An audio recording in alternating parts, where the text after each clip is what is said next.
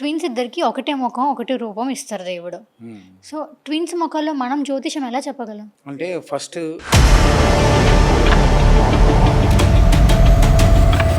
ఇప్పుడు ట్విన్స్ ఇద్దరిలో మీరు చెప్పిన ప్రకారంగా చూసుకుంటే ఒకలానే ఉంటారు. భావాలన్నీ ఒకలానే. ఎక్కడైనా ఇలా ఉందా? ఒకళ్ళు కంప్లీట్‌గా లైక్ ఒకళ్ళు మంచిగా ఉండి, ఒకళ్ళేమో కంప్లీట్ ఆపోజిట్ నెగెటివ్‌గా ఉండడం. విలన్ క్యారెక్టర్‌లా ఉంటారు చూడండి కొంచెం.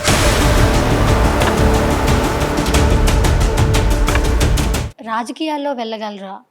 లేదా అనేది ఎలా చెప్పగలం మొఖం చూసి? మనిషి రాజకీయాలకు వాయిస్ ఆధారంగా కెరీర్‌లో ఎలా సెటిల్ అవ్వగలరో మనం తెలుసుకోవచ్చా కావాలనుకుంటే? పెద్ద కళ్ళుంటాయి. పెద్ద కళ్ళున్న వాళ్ళ జ్యోతిషం ఎలా ఉంటుంది?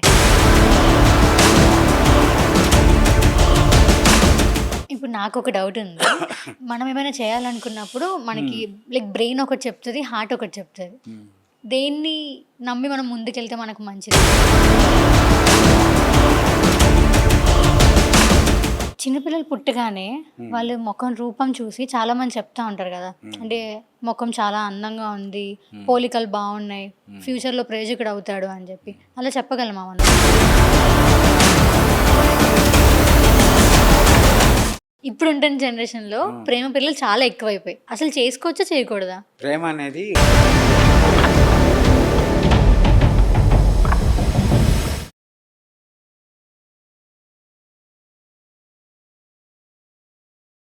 ఈరోజు మన ఇంటర్వ్యూకి వచ్చేసిన అతిథి ఈశ్వర్ పండిత్ గురుజీ గారు. ముఖరేఖలు మరియు ముఖ లక్షణాలు చూసి జీవితం చెప్పే అనుభవం ఉన్న వ్యక్తి. ఇంతే కాకుండా చాలా మంది జీవితాలలో అతను మార్గదర్శనం అయ్యారు. ఇవాళ అతనుకున్న అనుభవాలు మనతో పంచుకోవడానికి వచ్చారు. హాయ్, వెల్కమ్ టు అనంతర మీడియా. చాలా మంది ముఖం చూసి కూడా ఆరోగ్యం చెప్తారు. అంటే మన హెల్త్ ఎలా ఉంది, మన ఇష్యూస్ ఉన్నాయా అని చెప్పి. అంటే లైక్ ముఖం చూసి ఎలా చెప్పగలం? ఆరోగ్యం ఎలా డిసైడ్ చేస్తాం మనం? ఇప్పుడు మనం ఫేస్ చూసినప్పుడు అనీజీగా ఉంటారు. అనీజీలో హెల్త్ పర్పస్ తోటి అనేకమైనటువంటి సందర్భాలతో మనిషి యొక్క భావాలు ఉంటాయి అన్నమాట. ఇప్పుడు సపోజ్ ట్రైన్ లేట్ అవుతుంది, వెళ్ళాలి, చాలా అనీజీగా ఫీల్ అవుతుంటారు. అట్లా అన్ని సందర్భాల్లో కూడా మనిషిలో ఉన్నటువంటి కవళికని ఆ యొక్క ఫీలింగ్స్ని బట్టి మనం చెప్పడానికి 100% అవకాశం ఉన్నదన్నమాట. చెప్పింది కూడా వాస్తవం అనమాట. 100% జరుగుతుంది అనమాట. ఇంకొకటి ఏంటంటే రాజకీయాల్లో వెళ్ళగలరా? లేదా అనేది ఎలా చెప్పగలం ముఖం చూసి? మనిషి రాజకీయాలకు వెళ్ళేటువంటి మనిషి యొక్క ముఖ వచ్చస్సు అంత క్లారిటీగాను ఆకర్షణగా వాక్శుద్ధి ఉంటుంది అనమాట. అతను మాట్లాడుతున్నప్పుడు అందరూ కూడా డిసిప్లిన్గా వింటారనమాట. విన్నప్పుడు దాన్ని శాస్త్రంలో సభాకట్టు అంటారు. ఎప్పుడైతే అతను క్లారిఫికేషన్గా మాట్లాడుతూ ఉంటాడో ప్రతి ఒక్కళ్ళు కూడా డిసిప్లిన్గా వింటారనమాట. ఆ విన్నప్పుడు అతనికి ప్రజా ఆవరణ అనేది ఎక్కువగా అతను స్వాధీనపరచుకోవటానికి అతను వాక్చాతుర్యతో కానీ ఆ సబ్జెక్ట్ పరంగా కానీ అది ఆకర్షితుడవుతాడనమాట. అట్లా ఆకర్షితుడైనటువంటి వ్యక్తి, నిజాయితీగా ఉన్న వ్యక్తి ప్రజాస్వామ్యంలో రాణించగలుగుతారు.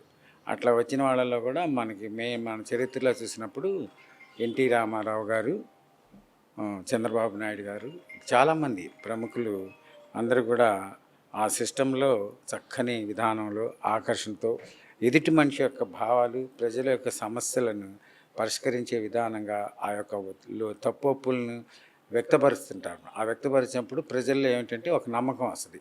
ఇతను నిజాయితీపరుడు, ఇతని వల్ల సమాజానికి అన్నిటి కూడా శ్రేయస్కరంగా, శుభయోగంగా మంచి జరుగుతుంది అనే భావాలతో అతను రాణించడానికి అవకాశం ఉంటుంది. మనం చెప్పడం కూడా కరెక్ట్ అవుతుంది అనమాట. చిన్నపిల్లలు పుట్టగానే వాళ్ళు ముఖం రూపం చూసి చాలామంది చెప్తా ఉంటారు కదా! అంటే ముఖం చాలా అందంగా ఉంది, పోలికలు బాగున్నాయి, ఫ్యూచర్‌లో ప్రయోజకుడు అవుతాడు అని చెప్పి. అలా చెప్పగలమా మనం? చెప్పచ్చు. ఓకే. ఇప్పుడు గుండ్రంగా చంద్రబింబం వల్లే ఉన్నాడు అనుకోండి, అతి ఉన్నతమైనటువంటి పదవుల్ని, ఉన్నత విద్యా విధానము, ఉద్యోగ ప్రాప్తి, డిసిప్లిను, మౌనము, చాలా శాంతంగా ఉంటారన్నమాట. ఆ మనిషిని చూసినప్పుడు మనకి ఆ భావాలు ఎట్లా వస్తాయంటే ఒక ప్రశాంతమైనటువంటి భావం వస్తుంది అనమాట. అదే ఇంకో భావం చూసినప్పుడు అతను శత్రుత్వంగా ఎక్కువగా క్రూయల్గా ఉన్నాడు. అవన్నీ కూడా ఏంటంటే మనసుని వెంటనే అవగాహన చేసుకుని చెప్పడానికి అవకాశం ఉన్నది. ట్విన్స్ ఇద్దరికి ఒకటే ముఖం, ఒకటే రూపం ఇస్తారు దేవుడు. సో, ట్విన్స్ ముఖాల్లో మనం జ్యోతిషం ఎలా చెప్పగలం? అంటే ఫస్ట్ 1 and 2 ఇద్దరు ఎట్ ఏ టైం రారు కదా, కొద్దిగా గ్యాప్లో. ఆ గ్యాప్ వచ్చినప్పుడు ఆ యొక్క గడియల్ని శాస్త్రవేత్త ఆ గడియల్ని పెట్టి ఆ థియరీ అనేది ఉంటుంది. 99% ఒకే భావన కలిగి ఉంటారన్నమాట. ఓకే. ఒక్కో సందర్భంలో అంటే కొద్దిగా వ్యతిరేకత భావన కూడా కలిగి ఉంటారన్నమాట. నా పుట్టినప్పుడు ఏమిటంటే కలినీళ్ళు చల్లుతారు. ఈ కలిమాయలోకి ప్రపంచంలోకి వచ్చేప్పుడు ఆ నీళ్లు చల్లటంలో గ్యాప్ వచ్చినా కూడా కొద్దిగా తేడా వస్తాయన్నమాట. ఏదేమైనప్పుడు కూడా భావాలు మనస్తత్వాలు కూడా అంతా కూడా ఏకీభవించి ఇద్దరు సమతుల్యంగా మాట్లాడతాను కానీ రూపాలు కానీ ప్రతిరూపాలు కానీ కూడా ఉంటాయి. ఆ చూడటంలో కూడా చాలా 99% చాలా అందమైనటువంటి వాళ్ళే పుట్టారు. ఎక్కడో రేర్ అనమాట. చాలా అందంగా ఉంటారు అనమాట. కమల పిల్లలు బాగుంటారు. పూర్వకాలం ఎక్కువగా పుట్టేవాళ్ళు, ఇప్పుడు తగ్గిపోయింది. ఇప్పుడు ట్విన్స్ ఇద్దరిలో మీరు చెప్పిన ప్రకారంగా చూసుకుంటే ఒకలానే ఉంటారు, భావాలన్నీ ఒకలానే.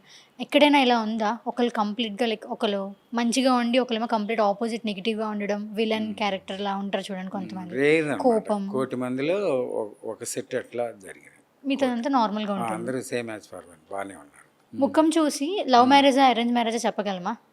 చెప్పచ్చు. హ్మ్. ఇప్పుడు పురుషుడు కానీ స్త్రీ కానీ కొన్ని సందర్భాల్లో వాళ్ళకి మనస్ఫూర్తిగా ఇష్టాంగీకారంగా ప్రేమతత్వంతో అభిమానము వాళ్ళు కోరుకున్న తీరి ఎదుటి మనిషిలో చూసినప్పుడు ఎంతమంది జనం ఉన్నప్పటికీ కూడా వాళ్ళు తదేకంగా వాళ్ళనే చూస్తూ ఉంటారు. అవును. అట్లా పురుషుడు అలా చూస్తాడు, స్త్రీ కూడా చూస్తారు. ఎవరు ఏమనుకున్నా కూడా వాళ్ళకి అసలు పట్టించరు. వాళ్ళ మనసు భావన అంతా కూడా ఆనంద తుల్యం, అమృత తుల్యంతో వాళ్ళు చూస్తున్నప్పుడు ఒక అమృత వర్షం కురిసినట్టు ఒక ఆనందంగా మరొక లోకంలో ఉన్నట్టు ఎంతో ఉత్సాహంగా ఆనందకరంగా చూస్తుంటారు. ఆ చూపులోనే మనకు అర్థమైపోతుంది ఇతను ప్రేమతత్వం కలిగినట్టు వ్యక్తి, ప్రేమదాసుడు. ఒకసారి నమ్మి విశ్వసిస్తే జీవితకాలం అంతా కూడా అతను శాశ్వతమైనటువంటి కమిట్మెంట్లో ఉంటాడు. స్త్రీ కూడా పురుషుడి కన్నా కూడా స్త్రీకి ఆధిపత్యం ఎక్కువ ఉంటుంది అనమాట. ఇంకా పురుషుడికి కొంతకాలం వచ్చిన తర్వాత తగ్గిపోతుంది. స్త్రీ మాత్రం ఒకసారి నిర్ణయం తీసుకుంటే మాత్రం ఇంకా ఆమె శాశ్వతమైనటువంటి నిర్ణయం అనమాట. చాలా గొప్ప విశేషం అనమాట. స్త్రీలో ఉన్నటువంటి ప్రత్యేకత అదనమాట. Round face. రౌండ్ ఫేస్ ఉన్న వాళ్ళ జ్యోతిషం ఎలా ఉంటుంది? ఎంతవరకు మంచిగా ఉంటుందా అలా చెప్పగలం కదా? అది చంద్రబింబం లాగా ఉన్నదని చెప్పి పూర్వీకులు అనేవాళ్ళు అనమాట. ఓకే. అతనికి ఎక్కువగా ఏంటంటే శాంతి గుణాలు ఎక్కువగా ఉంటాయి అన్నమాట. డిసిప్లిన్గా ఎక్కువ ఉంటుంది, ఆలోచన ఎక్కువ ఉంటుంది, థాట్ రైడింగు, ప్రొఫెసర్ అవటానికి, ఇంజనీరింగ్ అవటానికి, ఏదైనా ఒక మేధా సంపత్తి కలిగినటువంటి వ్యక్తిని ఉన్నతమైనటువంటి పదవుల్ని ఏ స్థితిలో అయినా సరే అతను ఉన్నతమైనటువంటి స్థితిని పొంది లోక కళ్యాణానికి ఒక ఉపయోగకరమైనటువంటి ఆలోచన సంఘ సేవకుడిగా కూడా ఉండటానికి కలిగి ఉంటాడు అనమాట. అందుకని అతనిలో సౌమ్య గుణం ఎక్కువ ఉంటుంది అనమాట. సౌమ్య గుణం బాగుంటుంది. ఎదుటి వాళ్ళని కూడా ఆకర్షితుడు అవుతాడు. ఎంత ఆకర్షితుడు అయినప్పటికీ కూడా అతను నిర్మలంగా, సౌమ్యంగా, నిదానంగా ఉంటాడు. అది అతని యొక్క విశేషం అనమాట. అట్లా రౌండ్ ఫేస్ అన్నటువంటి వాళ్ళకి. కోలముఖం ఉండే వాళ్ళది ఎలా ఉంటుంది? కోలమొహం ఉన్న వాళ్ళకి ఏంటంటే ప్రతి చిన్న విషయానికి కూడా ఒక తెలియనటువంటి వేదన, బాధ, ఒక కోపాన్ని మొహంలో వ్యక్తపరుస్తారన్నమాట. అనలేక ఆ మొహంలో అప్పుడేమో మన వాళ్ళు అంటారంటే పూర్వీకులు పెద్దవాళ్ళు చెప్పింది వీడు ముక్కోపిరా అంటారు. ముఖ్యం అంటే మాట వినంగానే అతనికి కోపం వచ్చేస్తుంది అనమాట. రేజ్ అయిపోతాడు. అది చెప్పే విధానంలో ఏమండి అన్నదానికి ఎరా అన్నదానికి అంత తేడా ఫాస్ట్గా ఉండి భావోద్రేకంతో మాట్లాడుతూ ఉంటారన్నమాట. అయితే వాళ్ళ నిర్ణయం కూడా చాలా కరెక్ట్గా ఉంటుంది అనమాట. అది ఒక నిర్ణయం తీసుకున్నారంటే ఇంక దాన్ని వెనుకకి తీసుకోరు అనమాట. ఒకటే ముక్కు సూటిగా వెళ్ళిపోతారు. ఆ కోలమొహం ఉన్నటువంటి వాళ్ళకి ఆ గుణాలు ఉంటాయి. వాళ్ళు సౌమ్యంగా ఉంటే మాత్రం ఇంకా ఉన్నతమైనటువంటి స్థితికి వెళ్తారు. కానీ అతని ప్రకృతి నుండి సహజంగా వచ్చినటువంటి విధానాన్ని అది పోవడం అనేది జరగదన్నమాట. కోలమొహంలో విధానానికి అట్లా ఉంటుంది. ఇప్పుడు కొంతమంది ముఖంలో పెద్ద కళ్ళు ఉంటాయి. పెద్ద కళ్ళు ఉన్న వాళ్ళ జ్యోతిషం ఎలా ఉంటుంది? పెద్ద కళ్ళు ఉన్న వాళ్ళకి ఆలోచన, జ్ఞానము వెంటనే వాళ్ళు ఎదుటి వాళ్ళని అవగాహన చేసుకుని అర్థం చేసుకునేటువంటి మనస్తత్వం కలిగి ఉంటుంది అన్నమాట. అందుకని పూర్వీకులు ఏం చెప్పారంటే వీడికి పెద్ద కళ్ళు ఉన్నాయి, చాలా తెలియగలవాడు, జాగ్రత్తగా ఉండాలి, జాగ్రత్తగా మాట్లాడాలని చెప్పేవాళ్ళు అనమాట. సూచన ఇచ్చేవాళ్ళు పూర్వీకులు. ఇప్పుడు మనం ఈ విద్యలన్నీ అని చెప్పుకుంటున్నాం కానీ అసలు పూర్వీకులు మనిషిని చూడంగానే అవగాహన చేసి మాట్లాడే విధానం పూర్వకాలం ప్రతి చరిత్రలో కూడా ఉన్నదన్నమాట. పెద్ద కళ్ళు ఉన్నవాడు చాలా గొప్పవాడు అన్నమాట. కళ్ళు ఆర్పినవాడు ఇల్లు ఆర్పిన చెప్పి అదొక సామెత కూడా చెప్పారు. అది కూడా ఉంటుంది అనమాట. కానీ మంచివాళ్ళు జ్ఞానం కలిగిన వాళ్ళు, మంచి తెలివితేటలు ఉన్నవాళ్ళు అనమాట. ఏక సంధ్యాగ్రహి అంటారు. ఆ కన్నుతో చూస్తేనే అతనికి అర్థమైపోతుంది అనమాట. ఎంత అవసరమో అంత మటుకే మాట్లాడతారు వాళ్ళు. అనవసర విషయాలు మాట్లాడరు అనమాట. అది ఆ విధానం అలా ఉంటుంది. అబ్జర్వేషన్ ఎక్కువ ఉంటుంది వాళ్ళకి. అవును. అవగాహన శక్తి అంటాం అవును. అనమాట. అవగాహన శక్తి ఉంటుంది. గ్రహణ శక్తి. చిన్న కళ్ళు ఉన్న వాళ్ళు, చిన్న కళ్ళు ఉంటాయి చూసారా? అదే కొంతమందికి స్త్రీలకు కానీ పురుషులకు కానీ చిన్న పొట్టిగా ఉన్నవాళ్ళు కానీ పొడుగ్గా ఉన్నవాళ్ళు కానీ చిన్న చిన్న కళ్ళు ఉంటాయి అనమాట. వాళ్ళు అపరిమితమైనటువంటి మేధావులు అనమాట. అపరిమితమైన మేధావులు అంటే చిన్న కన్ను ఉన్న వాళ్ళని చేప కళ్ళు అంటారు. చేప ఏమిటంటే క్షణంలో తిరిగిపోతుంది అనమాట. అలాగే వాళ్ళ మనసు కూడా అంత క్షణంలో ఎదుటి వాళ్ళని పసిగట్టేసేస్తారు. పసిగట్టి వాళ్ళు చాలా మేధావంతులు. విద్యా విధానంలో కూడా ఉన్నతమైన స్థితిని పొందుతారు. ఉన్నతమైనటువంటి అర్హత కలిగినటువంటి ఉద్యోగ ప్రాప్తి కూడా పొందుతారు. కాదు ఏంటంటే వాళ్ళలో చిన్న సుగుణం ఉంటుంది. మాట పడరు, మాట అనరు. భావద్వేష రాగద్వేషాలు వెంటనే వాళ్ళకి వచ్చేసేస్తాయి. అందుకని చిన్న కన్ను వాళ్ళు, చేప కన్ను వాళ్ళు అదృష్టవంతులని మన పూర్వీకులు చెప్పారు. ఇంకా చాలా మంది కూడా ఎలా అంటారంటే చెవులు, నీకు చిన్న చెవులు ఉన్నాయి, పెద్ద చెవులు ఉన్నాయి, ఏనుగు చెవులు ఉన్నాయి అని చెప్పి అంటా ఉంటారు. చెవులు చూడగానే చెప్తా ఉంటారు జాతకం. అది ఎంతవరకు ఎలా చెప్పగలరు? పూర్వీకులు ఏం చెప్పారంటే దప్ప చెవులు అన్నారు అన్నమాట. ఫస్ట్ పాయింట్ దప్ప చెవులు అన్నారు. రెండోదేమో ఏనుగు చెవులు అన్నారు. ఇట్లా వర్ణన చేసిన తర్వాత వీళ్ళల్లో ఏమిటంటే గ్రహణ శక్తి ఉంటుంది అన్నమాట. గ్రహణ శక్తి అద్భుతమైనటువంటి గ్రహణ శక్తి. ఫస్ట్ గ్రహణ శక్తి ఉంటుంది. సెకండ్ పాయింట్లో ఏంటంటే వాళ్ళకి అమితమైన తెలియగల వాళ్ళు అనమాట. విద్యారంగం, ఇది వ్యాపార రంగంలో కానీ అన్నిటిలో కూడా వాళ్ళు ఎక్కువగా రాణిస్తారనమాట. ఉన్నతమైనటువంటి స్థితిని పొందుతారు. మనం గొంతును చూసి చెప్పగలమా జ్యోతిషం ఎలా ఉంటుంది, వీళ్ళ లైఫ్ ఎలా ఉంటుందని? చాలామంది ఇట్లా గొంతు ఎలా ఉంటుందో చూసి చెప్తారు. అది ఎలా చెప్పగలం? అంటే స్వరం అని చెప్పాలి. స్వరం, స్వరం గొంతు అనకూడదు. అదే స్వరం. స్వరపేటికలో అనేక రకాలైనటువంటి స్వరపేటికలు ఉంటాయి అన్నమాట. వేద పండితులు ఉచ్చాటన చేసేటప్పుడు నాభి నుంచి అంటే బొడ్డు నుంచి మన నోటి వరకు ఒక మంత్రాన్ని జపించినప్పుడు నాభి నుంచి వస్తుంది, కొంతేమో గొంతు నుంచి వస్తుంది, కొంతేమో హృదయ కమలం నుంచి, హృదయస్థానం నుంచి, కొంతేమో గాలి నుంచి వస్తుంది. ఆ యొక్క స్వరపేటికను పెట్టి గంభీరంగా మాట్లాడితే ఒక కఠినత్వము, ప్రశాంతంగా మాట్లాడితే నిర్మలతత్వము అని 4-5 రకాలుగా ఆ మనిషి యొక్క వాయిస్ని బట్టి, ఆ యొక్క స్వరాన్ని బట్టి, స్వరపేటికను బట్టి మనం నిర్ణయం చేసి చెప్పడానికి వీలుంటుంది అనమాట. నిఘంటువుగా మాట్లాడేది వేద పండితులు. కర్కోటకుడు కూడా నిఘంటువుగా మాట్లాడతాడు, మూర్ఖుడు కూడా నిఘంటువుగా మాట్లాడతాడు. ఏది మాట్లాడినప్పటికీ ఆ స్వరపేటికలో వచ్చేటువంటి ఉచ్చాటన స్వరము యొక్క శబ్ద తరంగాన్ని బట్టి మన మనిషి యొక్క తత్వజ్ఞానాన్ని అవలీలుగా చెప్పచ్చు. చిన్నగా మాట్లాడతారు కొంతమంది, అంటే వాయిస్ మెల్లగా మాట్లాడిన వాళ్ళు జ్యోతిషం ఎలా ఉంటుంది? వాళ్ళు ప్రతిదాన్ని కూడా ఎక్కువగా తొందరపడి ఆలోచించరు అనమాట. చాలా నిదానంగా ఆలోచిస్తారు. కొండొచ్చి మీద పడుతున్నా కూడా స్లోలో ఉంటారు అనమాట. అందులో రెండు గణాలు ఉన్నటువంటి వ్యక్తులు ఉంటారు. ఒకటేమో తడిగొడ్డు కోసి గొంతు కోసారనేది చెప్పేటువంటి ఒక నానుడు, ఒక ఊత పదం అనేది ఉంది. వాళ్ళు ఎక్కువగా కన్నింగ్గా ఉంటారు అనమాట. కొంతమంది నిదానంగా మాట్లాడే వాళ్ళు మంచి మనస్తత్వంతో భవిష్యత్తుని, ఫ్యూచర్ని అన్నీ ఆలోచించి ఎదుటి వాళ్ళ యొక్క మనసుని క్యాచ్ చేయాలంటే చాలా స్లోగా మాట్లాడతారు అన్నమాట. ఎప్పుడైతే స్లోగా మాట్లాడుతున్నారో ఎంత భావోద్రేకమైనటువంటి మనిషి కూడా పిన్ డ్రాప్ సైలెన్స్ అయిపోతాడనమాట. నిశ్శబ్దతలోకి వస్తారు. నిశ్శబ్దతలోకి వచ్చి ఎదుటి మనిషి చెప్పేటువంటి యొక్క విధానాన్ని, సిస్టమ్ని ఆలోచిస్తారనమాట.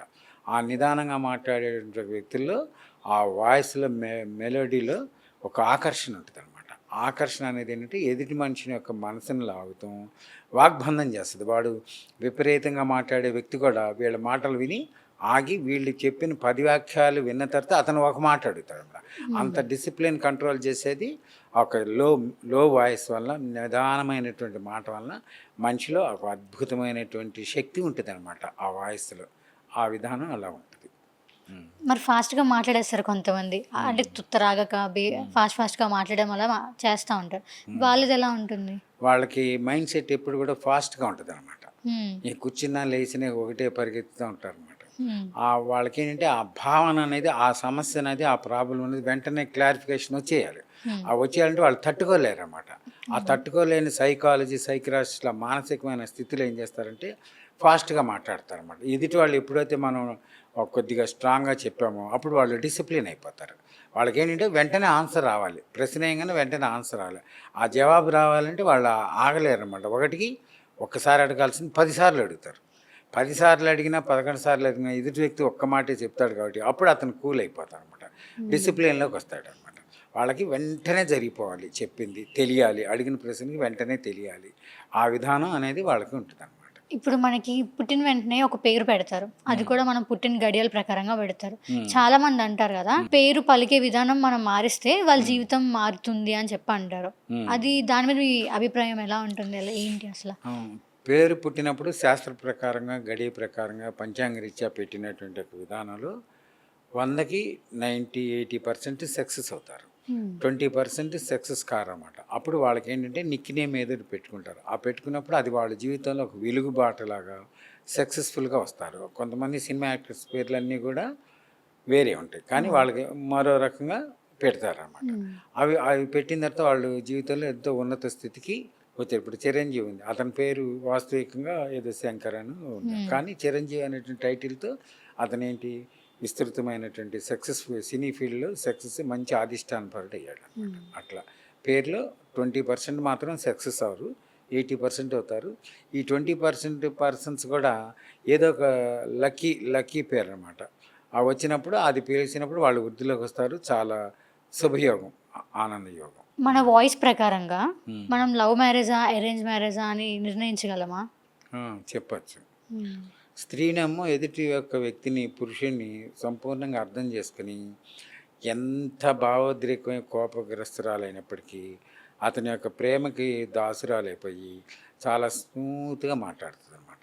అప్పుడు ఎదుటివాడు ఎంత కర్కోటకుడు అయినప్పటికీ, గాంభీర్యంగా మాట్లాడినప్పటికీ, వ్యతిరేక భావన కలిగినప్పుడు కూడా ఈమె యొక్క మాట, వాయిస్, ఈమె యొక్క విధానాలను చూసి అతను ఏమవుతాడంటే ముగ్ధుడైపోతాడు, దాసుడైపోతాడు అనమాట.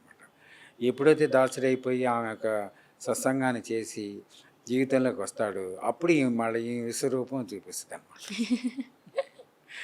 మెయిన్ కారణం ఏంటంటే ఆమె కోరుకున్నప్పుడు, పురుషుడు కోరుకున్న, స్త్రీ కోరుకున్న కొన్నిటిని వాళ్ళు సెటరేట్ చేసేసుకుంటారు. సైలెన్స్ మోడ్లోకి వస్తేనే ఇక్కడ పని అవుతుంది, స్మూత్గా మాట్లాడితే పని అవుతుంది, ప్రేమతత్వంతో మాట్లాడితే పని అవుతుంది. అందుకని ప్రేమతత్వంతో వాళ్ళు మాట్లాడి వివాహం చేసుకోవడానికి అవకాశం ఉంది. ఇప్పుడున్న జనరేషన్లో ఏమవుతుందంటే 70% ఫెయిల్ అయిపోతుంది, 30% ఉంటున్నారు.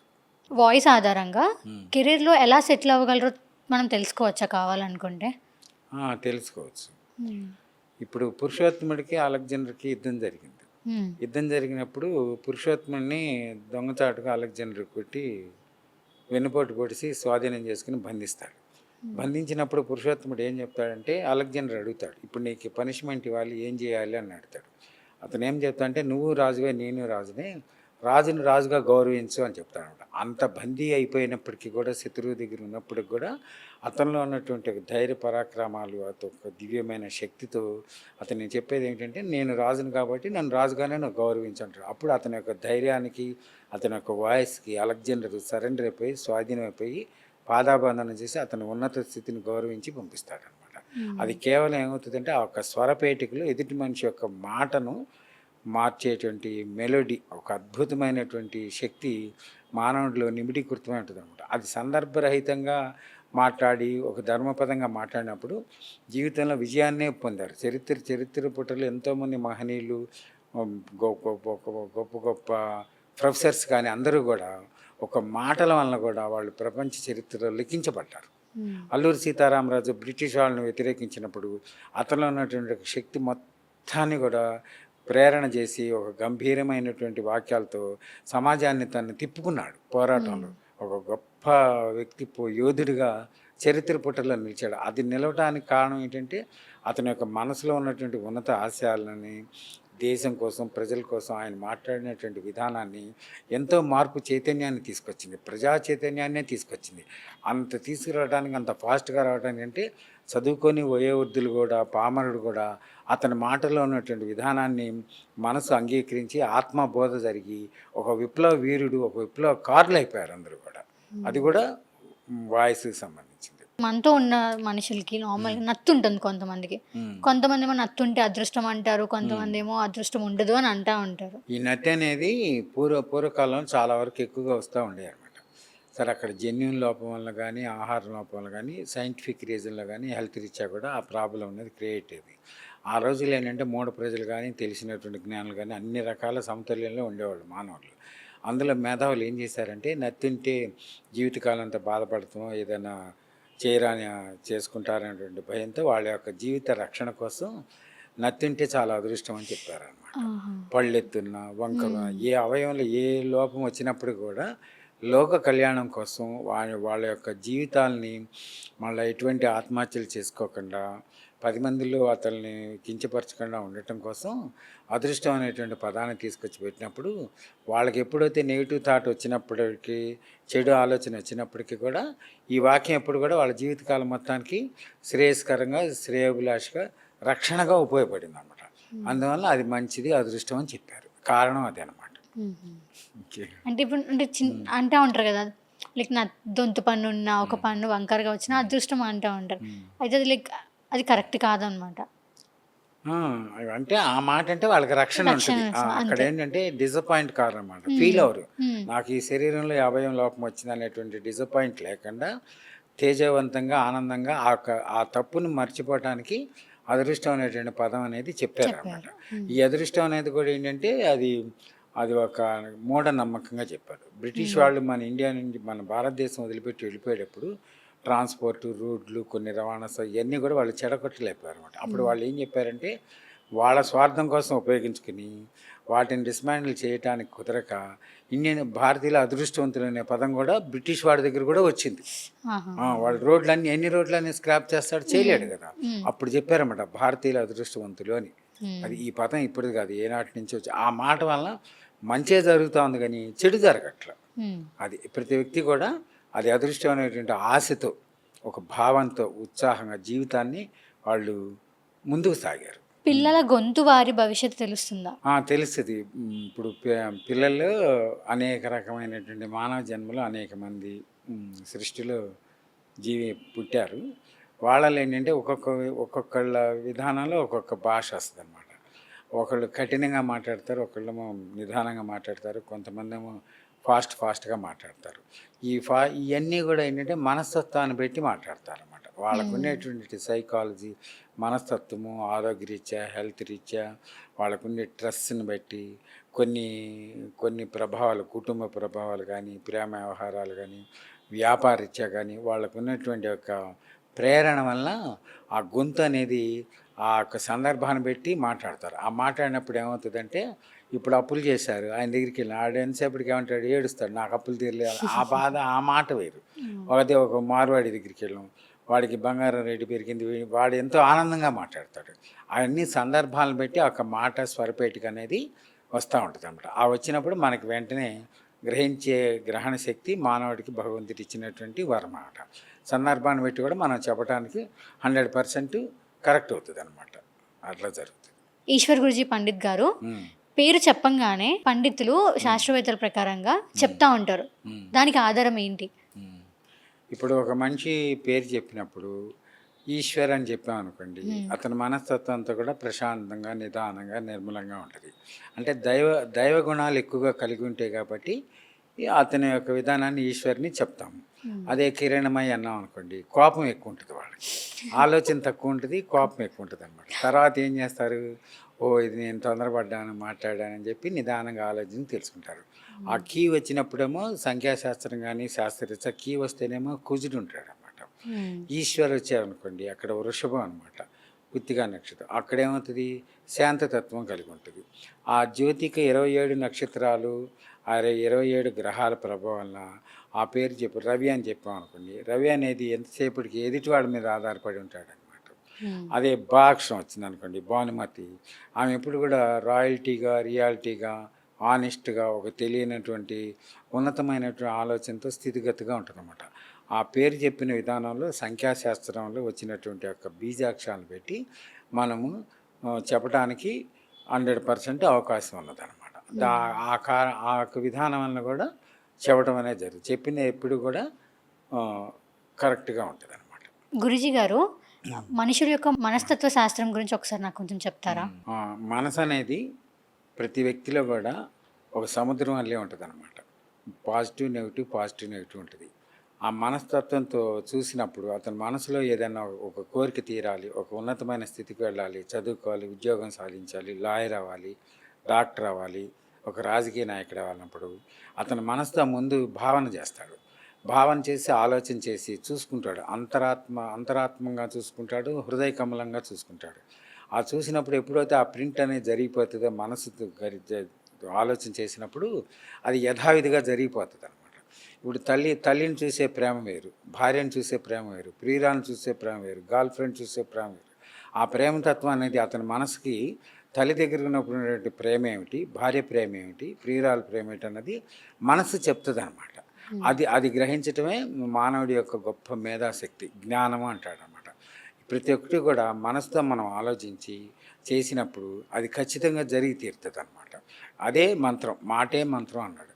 ఆ మనసుని పవిత్రంగా లోక కళ్యాణం కోసం, ప్రజాక్షేమం కొరకు, మంచి స్నేహతత్వం కోసం, మంచి భావాల కోసం మాట్లాడాలన్నమాట. ఎప్పుడైతే రాంగ్ డైరెక్షన్లో మాట్లాడినప్పుడు మనసు చెప్తుంది అనమాట, నువ్వు తప్పు మాట్లాడావు, నువ్వు తప్పు చేస్తున్నావు, నువ్వు మాట్లాడకూడదు. అప్పుడు అతను వెంటనే ఏం చేస్తాడు, అపాలజీ కోరుతాడు.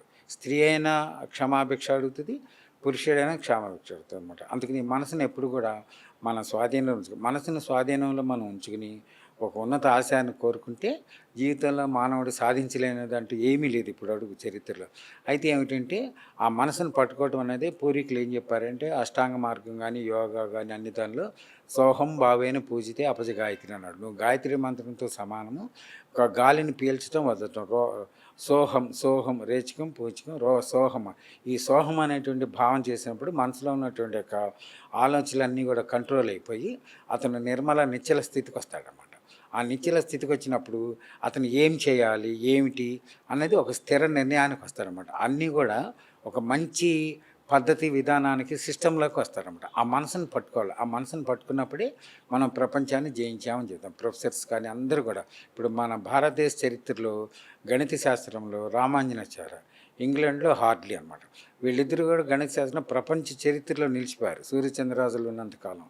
కానీ వాళ్ళ యొక్క ఆశ ఏంటంటే ఈ లోక కళ్యాణానికి, ఈ చరిత్రకి ఒక అద్భుతమైనటువంటి మేధాశక్తి సంపత్తిని గణిత శాస్త్రం ద్వారా ఇవ్వాలి అని అనుకుని వాళ్ళు ఆ ధ్యేయంతో జీవించి ప్రపంచానికి వాళ్ళు ఈ రోజుకి కూడా వాళ్ళ యొక్క శాస్త్ర విధానాన్ని లోక కళ్యాణానికి ఉపయోగపడుతుంది. ఇవన్నీ జరగడానికి కారణం ఏంటంటే వాళ్ళు మనసులో ఆలోచించి చేశారన్నమాట. ఆ మనసు ఆలోచన ఎప్పుడైతే చేశారో అది జరిగిపోయినాయి వాళ్ళకి. బుద్ధుడికి 11 పాయింట్లు వచ్చినాయి ప్రపంచ చరిత్రలో. కానీ అతని మా అష్టైశ్వర్యాలు భోగభాగ్యాలు ఒక రాజు కుమారుడు అతను. అటువంటి భోగాలని అన్నీ కూడా ఆయన ఏం చేశాడు, ఒకరోజు శవం ఎదురు వచ్చింది, ఒకరోజు కళ్యాణం చేసి ఊరేగింపు ఎదురు వచ్చింది. అప్పుడు ఆయన చూశాడు జీవితం అంటే ఇదే కదా అనేటువంటి మనసు బోధ జరిగింది అతనికి. బోధ జరిగినప్పుడు ఆయన ఏం నిర్ణయం తీసుకున్నాడు, ఈ భోగభాగ్యాలన్నీ కూడా కొంతకాలమే, తర్వాత అన్నీ కూడా వెళ్ళిపోతాయి. కాబట్టి ఈ జీవితం ఉన్నంతకాలం ప్రపంచ చరిత్రకి, లోక కళ్యాణానికి, మానవ మాతృలకు ఉపయోగపడాలని చెప్పి అతను ఎన్నోటువంటి సూక్తులు చేసి మహనీయులు ఎంతోమంది మెచ్చుకుని అతని లోక కళ్యాణానికి అతని జీవితాన్నే త్యాగం చేసిన మహాపురుషుడు అనమాట బుద్ధ భగవానుడు. ఇప్పుడు వాడు చాణక్యుడు కళింగ యుద్ధం జరిగిన తర్వాత యుద్ధరంగంలోకి వచ్చి చూసి అంతా క్షతగ్రాతులే కొన్ని వేల మంది చనిపోయి పడిపోయి ఉంటారు. అప్పుడు ఆయన ఆలోచిస్తాడు, నేను చేసిన పొరపాటు చేశాను, యుద్ధం చేసి కొన్ని వేల మంది క్షతగ్రాతులే చనిపోయారు, కాబట్టి దీనికి పరిష్కారం చేయాలి, ఏం చేయాలి అని చెప్పి అతను రాజమహల్కి వెళ్ళిపోయి 2 సంవత్సరాలు బయటికి రాలి అశోకుడు. ఆలోచన చేసి చివరికి మనసు ఒకటి చెప్పింది. ఏమని చెప్పింది, నువ్వు ఎంత దుర్మార్గం, ఎంత కిరాతకం చేశావో, ఎంతమంది మానవులు మరణించారో, వీళ్ళందరికీ మళ్ళీ రాబోయే చరిత్రలో మానవ మాత్రుడికి ఒక ఉపయోగకరమైనటువంటి పద్ధతి చేసి ఈ చరిత్ర ముగించాలని చెప్పి లోక కళ్యాణం కోసం అశోకుడు చెట్లు నాటించాడు. చెట్లు నాటించినప్పుడు అది మానవుడికి ప్రకృతి నుండి వచ్చేటువంటి ఆక్సిజన్ ఎంతో ఉపయోగకరమైంది. కాబట్టి శాశ్వతమైనటువంటి పరిష్కారం తీసుకుని మనసుతో ఆలోచించి అశోకుడు పేరు ఎత్తంగానే చరిత్ర మొత్తంలో కూడా చెట్ల మాట వచ్చేస్తుంది. అలెగ్జాండర్ అంత అహంకారంతో, అంత ఆశతో ప్రపంచం మొత్తం ఆయన జయించి తిరిగి బాబిలోనియాలో క్రీస్తు 6-7 బాబిలోనియాలో సైనికులు తిరుగుబాటు చేసి అతను అనారోగ్యం గురైనప్పుడు ఏం చెప్తాడు, ఇక నేను వెళ్ళిపోతాను, జీవించను, వెళ్ళిపోతాను అని తెలిసి కూడా అతను 2 చేతులు బయటపెట్టి నీ ప్రపంచంలో ఏమి తీసుకెళ్ళట్లేదు అని ఒక నీతిని చెప్పెళ్ళారు వాళ్ళు. ఎంత దుర్మార్గులు అయినప్పటికీ కూడా ఒక నీతిని చెప్పెళ్ళాడు. ఇప్పుడు ఔరంగజేబు ప్రపంచ చరిత్రలో ఎన్నో చేసి క్షతగాతులు చేసి ఎన్నో దేవాలయాలను చేసినప్పటికీ 1863 నుంచి 1866 వరకు ఆయనకి ఒక వ్యాధి వస్తుంది వాళ్ళ సైనికులందరికీ. ఆ వ్యాధి ఉదర వ్యాధి వచ్చినప్పుడు అది ఎవరికి పరిష్కారం కాదనమాట. అప్పుడు ఔరంగజేబు ఒక మహర్షిని కలుస్తాడు. కలిసినప్పుడు అతను శాస్త్రోక్తంగా ఆయుర్వేద మూలికా విధానాలతో వైద్యం చేసి తగ్గిస్తాడు. తగ్గించినప్పుడు ఆ మహనీయుడు అడుగుతాడు అన్నమాట, నువ్వు ప్రపంచమంతా కూడా హిందూ దేవాలయాలను ఈ విధంగా నాశనం చేసుకొచ్చావు, ఈ చరిత్ర సనాతనమైన ధర్మం ఇటువంటిది ఉందని చెప్పుడు. అప్పుడు ఆయన మందాకిని నది దగ్గర ఔరంగజేబు ఒక దేవాలయం కట్టించాడు. అంటే అంత బోధ జరిగింది మనసు గురించి. ఆ మనసులో ఆలోచనలు అయితే జరగదు కదా. అన్ని దేవాలయాలు స్క్రాప్ చేసినప్పటికీ చివరికి ఆయన దేవాలయం నిర్మించాడు ఆఖరికి. అది మన హిందూ సాంప్రదాయంలో సనాతన ధర్మం అనేటువంటిది గొప్ప విషయం అన్నమాట, విధానం. ఇప్పుడు నాకు ఒక డౌట్ ఉంది. మనం ఏమైనా చేయాలనుకున్నప్పుడు మనకి లైక్ బ్రెయిన్ ఒకటి చెప్తుంది, హార్ట్ ఒకటి చెప్తుంది. దేన్ని నమ్మి మనం ముందుకెళ్తే మనకు మంచిది, ఎంతవరకు మంచిది మనకి? హార్ట్ చెప్పడం కాదు, బ్రెయిన్తో ఆలోచించినప్పుడు హార్ట్ బీటింగ్ మారుతుంది, అంతేగాని హార్ట్ చెప్పడం కాదు. మనకి ఏ నిర్ణయం అయితే కావాలో ఆ నిర్ణయాన్ని మనం మనసుతో నిర్ణయం గట్టిగా తీసుకోవాలి. అది తీసుకెళ్ళినప్పుడు కాగితం మీద రాసుకోవాలి. రాసుకుని దాన్ని పదే ఒక 108 టైమ్స్ రిపీట్ చేయాలి, చదవాలి. చదివినప్పుడు నీకు బ్రెయిన్లో ఫీడ్ అవుతుంది అనమాట. యద్భావం తద్భవతి మనోవాంఛ ఫలసిద్ధిరస్తు ఆ జన్మకృత పాపం సప్తజన్మకృత పాపం పట్టన్నాడు. 7 జన్మల పాపం కూడా ఒక మంచి మనస్సు, ఒక మంచి పని వల్ల, ఒక మంచి ఆలోచన వల్ల, మంచి సలహా వల్ల ఎంతో సత్ఫలితాన్ని పుణ్యాన్ని పొందుతాం అనమాట. ఆ మనసుని మనం కేంద్రీకృతం అంటే పట్టుకోవాలి. ఆ మనసుని పట్టుకుంటే జయిస్తాం, జయం కలుగుతుంది అనమాట.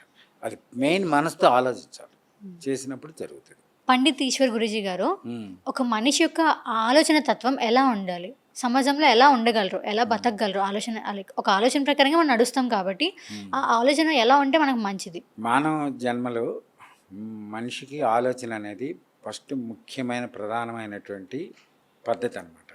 అతను ఉద్యోగస్తుడు కానీ వ్యాపారస్తుడు కానీ మరి ఏ రంగంలో ఉన్నప్పటికీ కూడా అతను మంచి భావాలతో మంచి ఆలోచనతో నిర్ణయం తీసుకుని ముందుకు సాగినప్పుడు అతను దినదిన అభివృద్ధానం చెందుతాడు, లోక కళ్యాణానికి ఉపయోగపడతాడు. ఇతరులు వచ్చి అడిగినప్పటికీ కూడా ధర్మమైనటువంటి విధానంలో మంచి మనసు మంచి ఆలోచనతో తీర్పు చెప్పినప్పుడు అతనికి ఏమవుతుందంటే ఈ లోక కళ్యాణానికి ఉపయోగపడతాడు, అతనికి అతని కుటుంబానికి కూడా మనసుతో మనం ఏది చేసినా కూడా అది మనకి మన కుటుంబానికి లోకానికి శ్రేయస్కరంగా ఉంటుంది. హిట్లరు తీవ్రమైనటువంటి క్రుయాలిటీతో ఆలోచన చేసి అణుబాంబు తయారు చేసినప్పటికీ లాస్ట్లో అది వెపన్స్ని స్టోరేజ్ చేయడానికి అతనికి ఫార్ములా తెలియలే. అప్పుడు ఇండియా వచ్చి భారతదేశం వచ్చి మన పండితులు తీసుకెళ్ళాడు. అక్కడ ఏం చెప్తుంది, మనసు అనమాట. లోక కళ్యాణం కోసమే చేయాలి ఏదైనా, అది మంచి జరుగుతుంది. పండిత్ ఈశ్వర్ గురూజీ గారు అసలు ఇప్పుడు ఉంటున్న జనరేషన్లో ప్రేమ పిల్లలు చాలా ఎక్కువైపోయి అసలు చేసుకోవచ్చా చేయకూడదా? ప్రేమ అనేది గుడ్డిదని పూర్వీకులు ఏనాడో నేను తీర్మానం చేసేసారు, అయిపోయింది.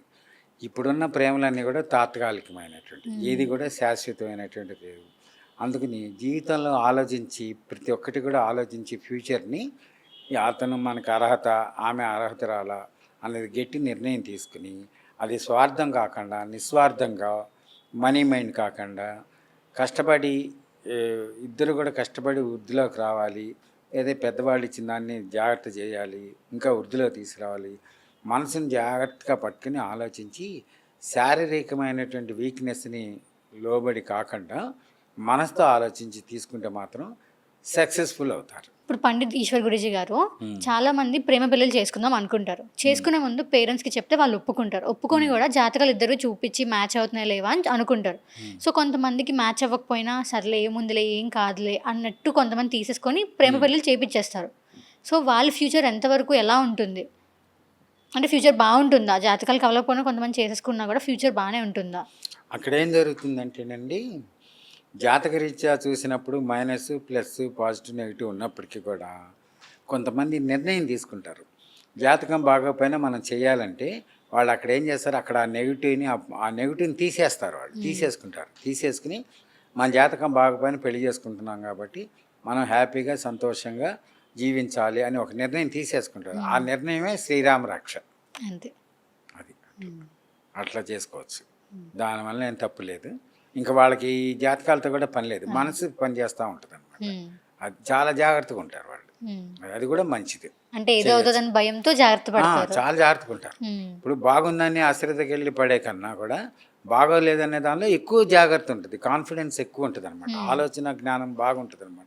బాగున్నదంటే జ్ఞానం తక్కువ ఉంటుంది, బాగోలేదంటే జ్ఞానం ఎక్కువ ఉంటుంది. అంటే ఫ్యూచర్లో ఎక్కడో కూడా యాక్సిడెంట్లీగా కానీ ఫెయిల్యూర్ కానీ లేకుండా అబ్జర్వేషన్గా లైఫ్ అనేది చక్కని విధానంలో పెడతారు. అంతేగాని అవి పెద్దవాళ్ళు చెప్పినవి మంచివి, కానీ మన నిర్ణయంలో కొన్ని మార్పులు చేసుకున్నప్పుడు ఉత్తమ స్థితికి ఉన్నత స్థాయికి మనం వెళ్ళటానికి ఎన్ని జరుగుతున్నాయి కూడా ఇవాళ బాగుంది చేసుకోవచ్చు. ఇంత చక్కగా మనందరికీ కావాల్సిన ఇన్ఫర్మేషన్ మొత్తం ఇచ్చినందుకు పండిత్ ఈశ్వర్ గురూజీ గారికి నమస్తే. Thank you so much Guruji గారు. సుఖీ భవ. శుభం శుభం శుభం. మనోవాంఛ ఫలసిద్ధిరస్తు. Thank you.